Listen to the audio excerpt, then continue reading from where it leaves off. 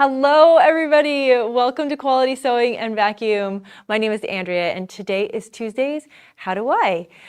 So I have this problem at home. We use soap, and I noticed that when it got down to its little sliver of soap, nobody wanted to use it. So I saw this online, and I thought, I can make that little bag. It's a little pouch like this with a handle right here. So when your soaps get really tiny or big, you can use it either way. You can slide in all of those little pieces of soap and it becomes a scrubby. And you can put it on your hand like this and it'll lather up really beautifully, and it's an exfoliator. And I love it because now we can use up all of the soap, because when it gets down to that little thread, the little sliver of soap, there's still a lot of life left in it. So anyways, I'm going to show you how to make these really easily. I just made up this design here, and it'll be easy for you to make it too. So let's get started. The first thing I wanted to show you is this mesh. This is new from Sally Tomato. If you're familiar with Sally Tomato's bag making supplies and things, this is one of her newest pieces. We're just getting it added onto our website right now. So if it's not on there right at this second, you can go on there later on today and it'll be on there. So anyways, it's kind of foamy, but it has mesh on one side and mesh on the other, so it dries really fast. But if you don't have this, like, look, this is the piece that we need to make the whole thing. It's not a lot. You can use scraps for this. If you have any other mesh, like this is the By Annie's mesh that we carry in all of our stores, you can use 2 layers on each side, so you'd be using four pieces, and you'd still use up a bunch of your scraps, which is really great. This will make an excellent little gift for Mother's Day, for friends, for birthdays that are coming up. You can get some of your fancy soaps from like a boutique or something and put that together. And that'd be so cute, and use up all of your little scraps just like that. I can't tell you how many little scraps of elastic that are so tiny that I keep just for occasions as this, when I need just a little piece of elastic. Okay, let's get started. So the first thing I did is I got our soap that we use on a regular basis at home, and I took the dimensions of it, and I did about 2 inches away all around my bar of soap. So just think 2 inches. It's going to be slightly longer than it is wide. So what soap you usually use, you just kind of base it off of that. So 2 inches. Okay, so next I'm going to just, where I folded it, I'm just going to cut it in half. I'm going to use my scissors here, right like this. You can tell I am so perfectly exact, right? It's going to come out great. All right, we'll go to the top camera so you can kind of see what I'm doing here from this point on. Next, I'm going to use one of our tools. It's called the box bag template. You can see that very well. It has all these cool roundy edges and things where you can make all kinds of bags with. It's really cool. This one we have in just about all of our stores. So I'm going to turn this over to the side and kind of put those edges even. Okay, next what I did is I just put the curved edge right along here. So this is along the edge here. This is along the edge here. I'm going to take my rotary cutter, and I love these rotary cutters. They are so amazing. Since this is a little fluffy, I'm going to open my blade just a little bit wider.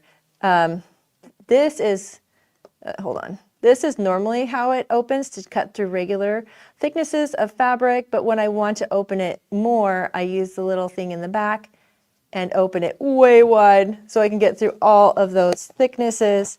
I'm going to cut that off. Okay, we'll try it one more time because that was really thick. There we go. Okay, now we're going to do that to all of our corners here. I'm going to do it this way because I think it'll be easier for me to trim that off. That was kind of awkward doing it the other way. Okay, Here we go. Ta-da! I'm gonna flip it. Line those up right there. I'm gonna squish my foam a little bit. That makes it easier. That was a lot easier when I just kind of squish it. Okay, we're gonna line it up one more time. Right here and right here. I'm gonna trim off. This side is a little bit wider than the top one, so I'm gonna trim off a little bit down that side too. Because you're giving yourself 2 extra inches of space, and then we're gonna close that right like that. You have a little bit of room to play with. Okay. This side, the bottom side is a little bit longer. Let's see, right here. I'm gonna even that up. So I want those pretty much the same size all around. Okay, so we've got our evened edges right here.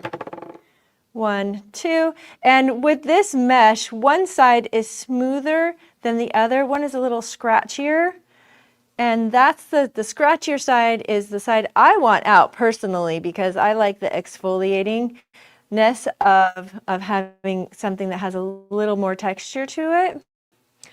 Okay, so now that we have these, we're going to set those aside.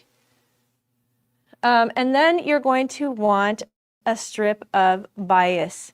Now, bias is different than just binding. I don't know if you can see this, but my bias, the grain goes this way and this way. And when you do that and cut things on the bias, when you go around a corner, can you see how it's nicely kind of stretching one way or the other? We want that because we are going to be going around these rounded corners right here. So just as a little reminder, I'm going to go through a little quick tutorial of how to cut some bias. Now, we're going to pretend like this is like a full-on piece of fabric right off the bolt, right? Just so we can see it underneath here. Okay, and we're going to pretend like this is a really big ruler too. Okay, so one way that I know that I've got it on a 45-degree angle, if you don't have a big enough, if you don't have a cutting board that has 45-degree angles on it, is right here, right in the middle, right here. I've got this 45-degree angle right here. And if I line that right up with this straight edge right here, that 45-degree angle, I know that my ruler is going to be 45 degrees, right like this. I'm going to get a beautiful bias cut right like that. This ruler is 2.5 inches wide, so that way I can just cut along both sides and I know I'm going to get some beautiful bias. Okay, that's just a little reminder of how to cut bias tape because you do want the stretch. I did experiment a little bit with fold over elastic, and it wasn't my favorite. This was my first experiment. I just had some white fold over elastic like this. See how it just folds? It's got a little crease in the middle so you can fold it over and go over the edges. And I just did a zigzag like this. I actually just covered each piece separately, and I completely covered each edge with this fold over elastic, and that actually works, sort of. But because this isn't cut on bias, I'm not sure if you can see that, but it had little puckers here and there, especially when you're going around the corners. So I wasn't a huge fan of that, but it was really easy to do. So you just put that on there, pin it on, use your little clips like so, and you just clip all the way around like that and cover, overlap the edges right there when you come all the way around, and you can see that I just zigzagged it, super easy, and then I put both sides together and stitched from here all the way around to there. You can do that. It wasn't my favorite way to do it, so I'm going to show you. I thought this way turned out so much cuter, so this is what I'm going to show you. a little bit more in detail. So I'm going to set this aside right like so. Before we do anything, and I forget, I'm actually going to take a little piece of this fold over elastic, just the length through the middle there. I'm going to cut it. And that's going to be our little handle strap where you can put it, you can put your hand in there. So I'm going to set that aside.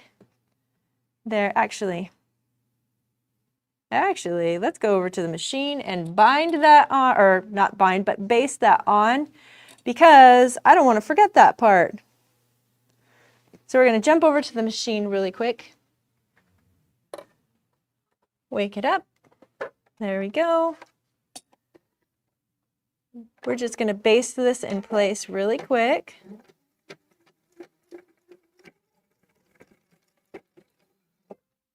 And press a button and it's doing its own thing. I love how I can press a button and it cuts it and knots it all by itself. It's lovely. Okay. Oh, except it didn't sew for me. Hold on. Apparently, let me see. Making sure everything is in here correctly. Sorry about that. I did experiment with it this morning. This was working fine earlier. So, all good things also come with their setbacks. All right, make sure we're doing this in right. Let's give her a try again. All right, let's see if this is going to work again.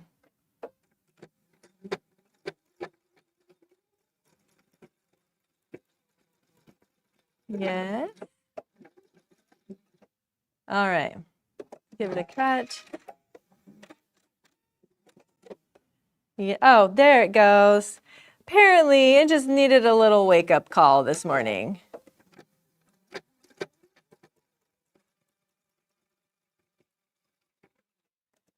Gonna give it a little cut right there. All right, ta-da! Okay, we've added on our elastic so I don't forget that. And I did put it on the scratchy side, the one that would be more exfoliating right there. We're gonna get rid of those tails too. Make sure that you always trim your tails. That makes it look more professional. All right. Get those out there. So now what I wanted to show you is how to get this curve right here. And we are going to use some of my bias tape that I have right here. So I'm going to start from the back and sew on the edge. I'm putting the raw double edge right here along the raw edge here. And I start about right where the handle is. Oh, yep, right here. You can see where I've got the handle through the middle, and I go from one side to the other. So let's make sure our machine is happy and going to work with us today. And I'll show you how lovely the bias works going around these corners and how smooth it goes in. I'm going to put a couple of pins in here. I love these clips, and if you don't have multiple sizes of clips, you'll want lots of different sizes. This is just like the medium size. They've got small sizes, they've got large sizes, but in this case, this medium size works great. I'm going to do about 1/4 of an inch. Right here, I have my machine set up to start with as a knot and to end with a knot. Okay, here we go. All right. Sewing that 1/4 of an inch. Okay, and can you see how my edge right here is nice and flat right along the edge, and then I'm letting it pucker out here. And that will make a really big difference as we go. It will set so nice and smooth.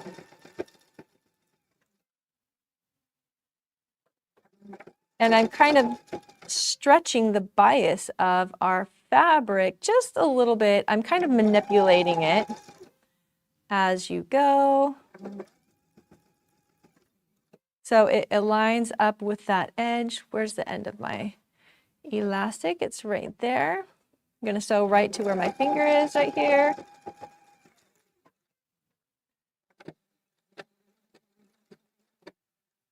And ta-da! It cuts and knots all by itself. I have always loved that feature of these machines. Okay, and then I'm just going to take my scissors and trim it right there.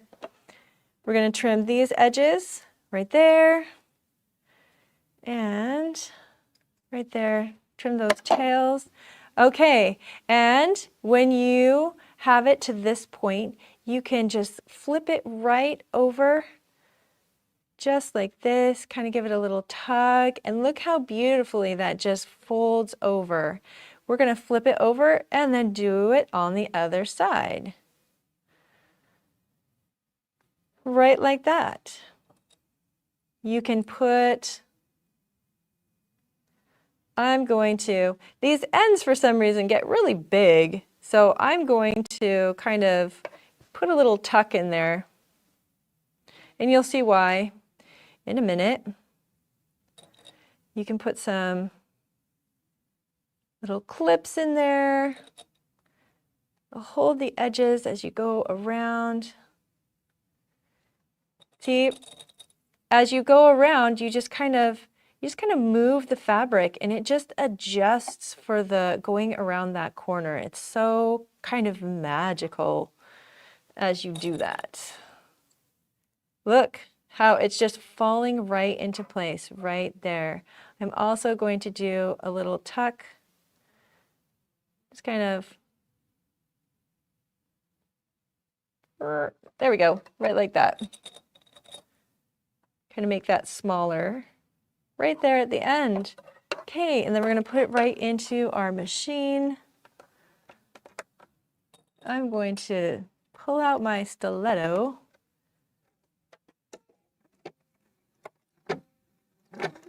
And then I'm going to follow just the very edge of my fabric as I go around.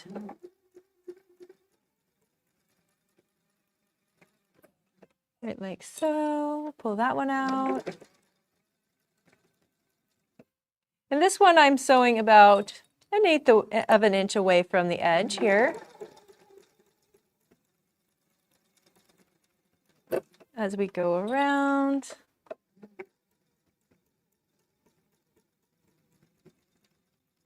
Okay. I'm going to pull that out.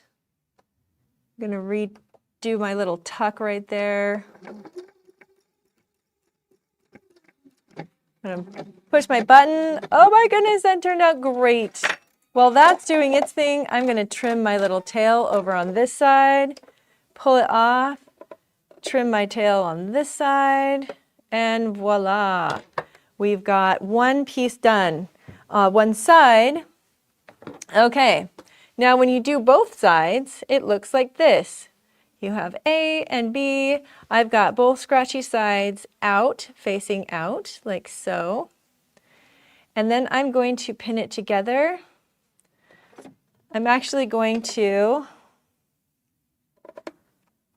make sure all my edges are kind of even like that. I'm going to do a little basting stitch, just a little one, just where I'm going to start and where I'm going to stop. That kind of helps keep both of the sections together.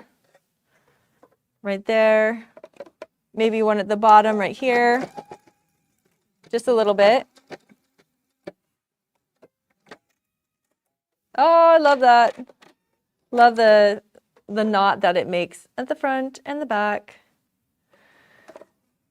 We're going to baste these two sections together right here too, just really quickly. I'm going to tack it together. Okay. Now one side is a little bit bigger than the other, so I'm just going to trim that right there. Trim out any extra tails that will help the end product look so much better. Trim, trim. Okay, and then this side is a smidgen bigger than the other one. It just helps when you fold over the edges on both of them. Okay, let's go back over to the overhead camera really quickly, like this. This one has little fishes on it, so this is going to be for one of my boys right here. Okay, so the next thing that I'm going to do is I'm going to open out my bias tape and I'm going to fold in one of the edges and just kind of finger press it shut and then fold it in half again, right like so. And then we're going to start on, okay, here. I've got this. All right, we're going to start right here and we're going to stitch around. And I'm going to stitch over the ends right there. So those ends will be nice and finished. No raw edges. This is beautiful. I'm not going to pin the rest only because I like to manipulate the fabric as I go around. Well, maybe we'll throw in one more right there. But not too many pins because I like the fabric to kind of be able to move as we go. Okay, we're going to go back over to the sewing machine. Right here. And we're going to do that quarter. Well, this one's going to be a little bit more than 1/4 of an inch to kind of match where the other side was.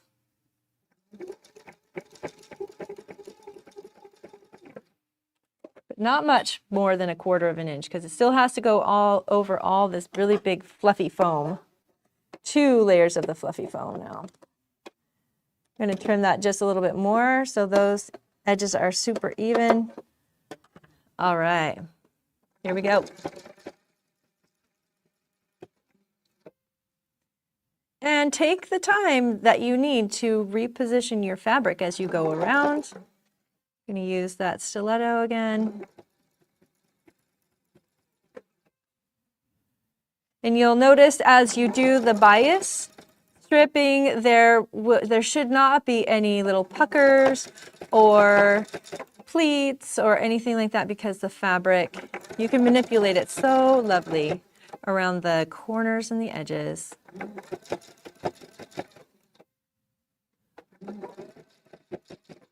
Almost there. This is going so great.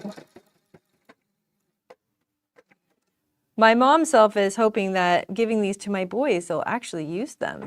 Yes. All right.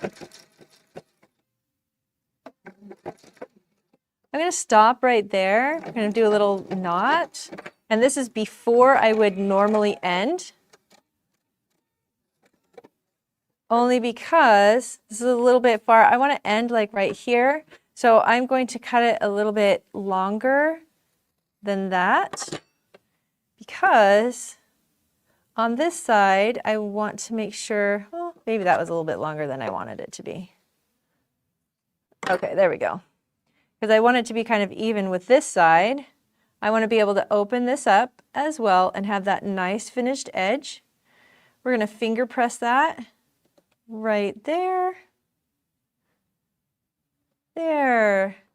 And that looks about even with the other side. We're going to finish this up. Oh, that was a little bit. There we go. Farther away from the edge than I wanted it. Okay, here we go. Beautiful. This is awesome. It's going together so well. All right. Once again, we're going to trim those. The tails from our threads. That way everything just looks so clean. Oh, got those on that side. And, oh, no, I didn't. I missed one right there. Once again, we're going to flip over to the other side. Make sure it's looking nice and clean. Look at how fun that is. It's almost like magic when you flip it over. Okay, so the reason why I wanted to have you do a little pinch tuck on these 2 edges when you go over is because sometimes it's hard to get all the pieces in there, or this raw edge like underneath that one. So anyways, future self will do that again. Okay, so we are ready to fold this over, and we just stitch all the way around the edge right here. Actually, I am going to start up here and then stitch all the way around and end about right here. So I'll make a little mark about right there, just enough. I want to make sure that it's just enough to like slide my bar of soap in, basically. I found that if it's too open, the bar of soap just kind of comes out. So a little bit in around the edges really helps out right there. I'm just going to throw these pins in there just so I know where to start and where to stop. We're going to smush that in there right there. I'm going to throw in one of these guys. Throw it underneath here. I'm going to stitch right over the stitching I already have. And I'm going to grab that stiletto again because that guy is sticking up there. We want that to go down so we can catch it as we come around.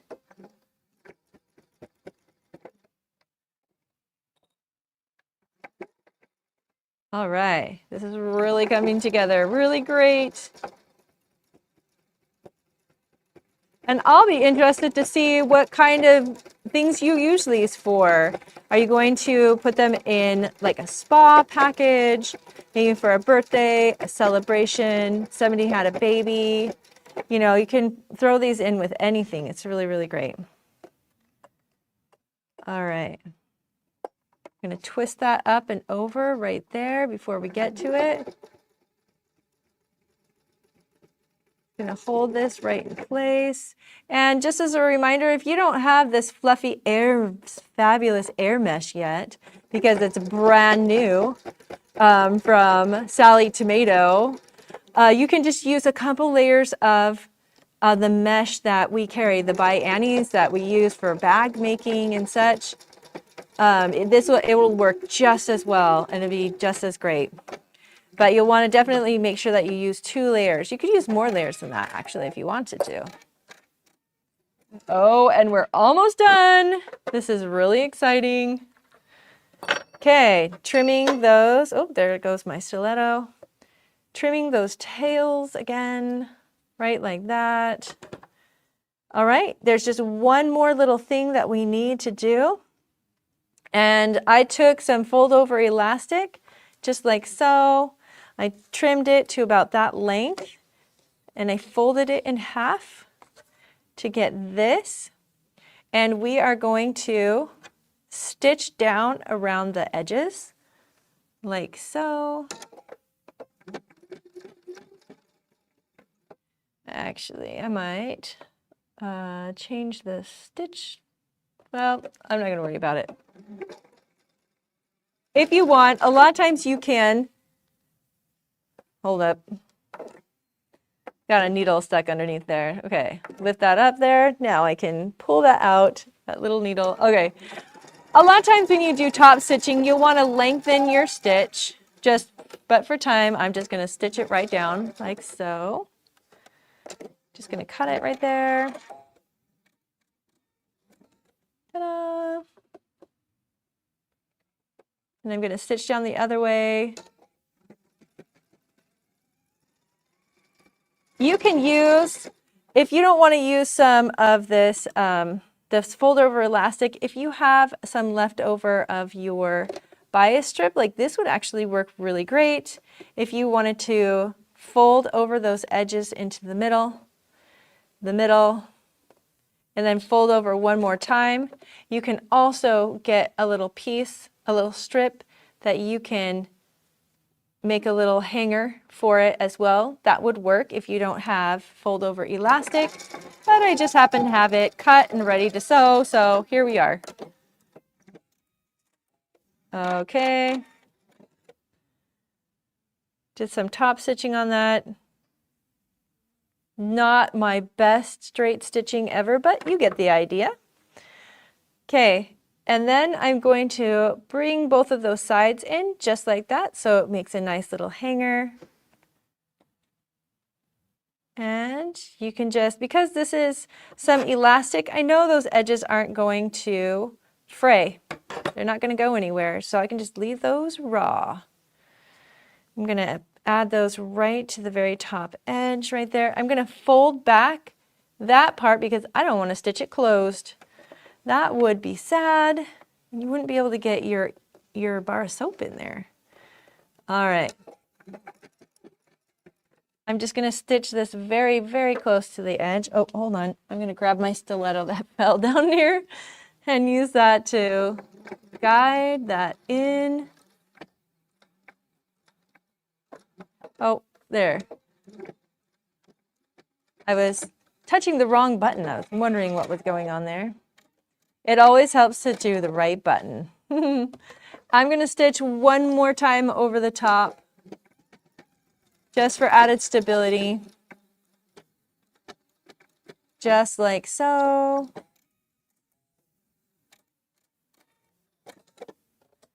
All right. We're going to trim those edges on the front and the back. Make it look really professional. You could put in a bar of soap, some shave cream, or whatever, stick that right in there. We're going to turn around to the front here.